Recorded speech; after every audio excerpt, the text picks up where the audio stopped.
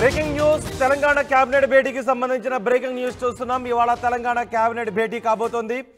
మధ్యాహ్నం 3 గంటలకు ముఖ్యమంత్రి రేవంత్ రెడ్డి అధ్యక్షతన మంత్రిమండలి సమావేశం జరగబోతోంది.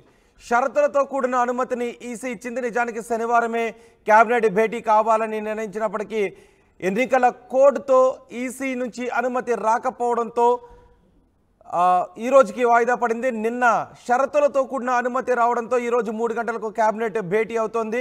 అత్యవసర విషయాలపై మాత్రమే చర్చించాలి అనే నిబంధనను విధించారు.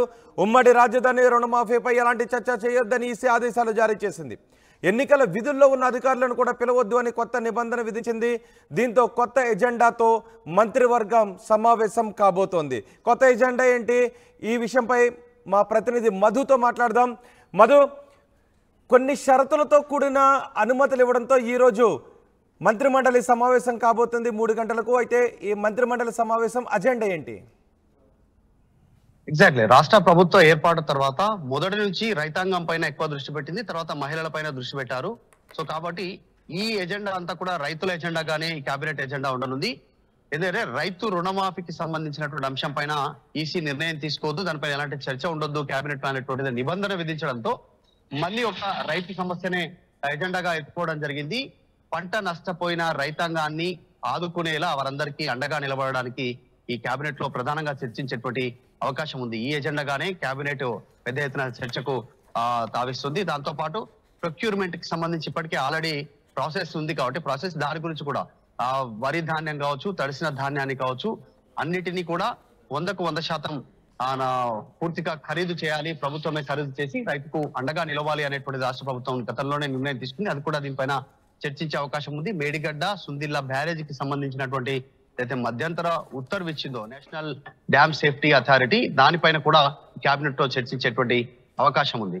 తర్వాత స్కూల్స్, కాలేజీలు ఓపెన్ అయ్యేటువంటి సిచ్యువేషన్ ఉంది కాబట్టి తక్కువ సమయం ఉంది. జూన్ లో స్కూల్స్ ఓపెన్ కానున్న నేపథ్యంలో బుక్స్, తర్వాత యూనిఫామ్స్, దానికి కావాల్సిన మౌలిక సదుపాయాలు, దానికి సంబంధించిన ప్రాసెస్ పైన ఈ కేబినెట్ లో చర్చించడానికి రాష్ట్ర ప్రభుత్వం నిర్ణయం తీసుకుంది. ఈ కేబినెట్ లో కేవలం అత్యవసరమైనటువంటి విషయాలపైన దృష్టి పెట్టాలని చెప్పింది. ఎవరైతే ఎన్నికల విధుల్లో పాల్గొంటున్న అధికారులను ఈ కేబినెట్ కి దూరంగా ఉంచాలనేటువంటిది కూడా రాష్ట్ర కేబినెట్ కి ఈసీ చాలా స్పష్టంగా లేఖ రూపంలో చాలా స్పష్టతను ఇచ్చేటువంటి ప్రయత్నం చేసింది. కానీ ఉమ్మడి ఆంధ్రప్రదేశ్ సంబంధించినటువంటి విభజన సమస్యల పైన, తర్వాత ఉమ్మడి రాజధాని పైన, తర్వాత గత ప్రభుత్వానికి కేటాయించి పక్క రాష్ట్రానికి కేటాయించినటువంటి బిల్డింగ్స్ పైన, భూముల పైన, వివిధ సదుపాయాల పైన నిర్ణయం తీసుకోవద్దు కేబినెట్ లో, కనీసం చర్చ కూడా చేయొద్దు అనేటువంటిది. తర్వాత 2 లక్షల రైతుల రుణమాఫీకి సంబంధించి చర్చ చేయొద్దు అనేటువంటిది కండిషన్స్ ఎన్నికల కమిషన్ రాష్ట్ర ప్రభుత్వానికి నివేదించింది. సో ఎటకేలకైతే రాష్ట్ర ప్రభుత్వం ఈ రోజు మధ్యాహ్నం 3 గంటలకు సెక్రటేరియట్ లో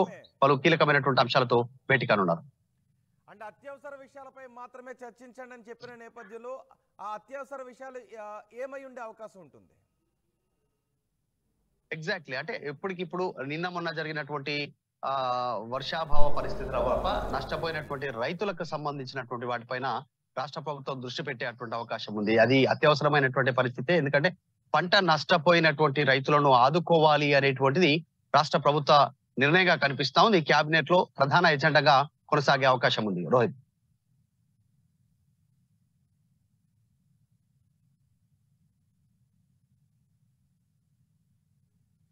చేతన మంత్రిమండలి సమావేశం కాబోతోంది.